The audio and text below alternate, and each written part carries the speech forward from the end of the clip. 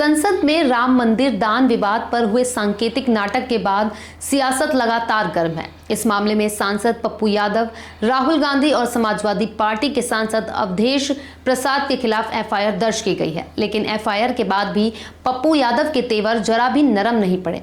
उन्होंने साफ शब्दों में कहा कि मैं कफन बांधकर निकलता हूं, मौत से नहीं डरता। आखिर उन्होंने और क्या क्या कहा, आइए जानते हैं। नमस्कार, आप देख रहे हैं नवचेतना टाइम्स और मैं हूं आपके साथ पायल शर्मा। राम मंदिर दान विवाद को लेकर संसद परिसर में विपक्ष के सांकेतिक प्रदर्शन के बाद वाराणसी में पप्पू यादव, राहुल गांधी और अवधेश प्रसाद समेत अन्य नेताओं पर धार्मिक भावनाएं आहत करने सहित विभिन्न धाराओं में एफआईआर दर्ज की गई है। मामला सामने आते ही पप्पू यादव मीडिया के सामने आए और अपने रुख पर कायम दिखाई दिए। पप्पू यादव ने कहा, मैं कफन बांधकर निकलता हूं, मौत से नहीं डरता।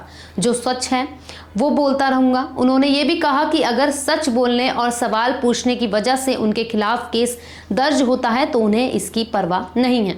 उन्होंने कहा कि उनका मकसद किसी की धार्मिक भावनाओं को ठेस पहुंचाना नहीं था, बल्कि राम मंदिर में चढ़ावे से जुड़े कथित गबन के मुद्दे पर सवाल उठाना था। पप्पू यादव ने पूछा, अगर मैंने सवाल पूछा है तो मेरा अपराध क्या है? उनका कहना था कि जनता के पैसे और आस्था से जुड़े मामलों पर सवाल उठाना एक जनप्रतिनिधि की जिम्मेदारी है।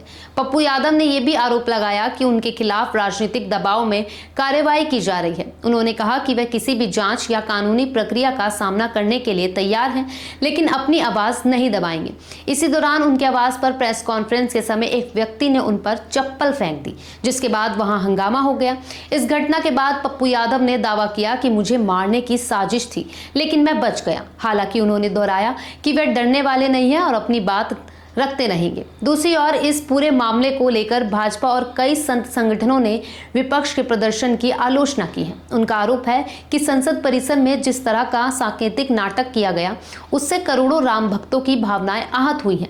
इसी आधार पर वाराणसी में शिकायत दर्ज कर एफआईआर दर्ज कराई गई।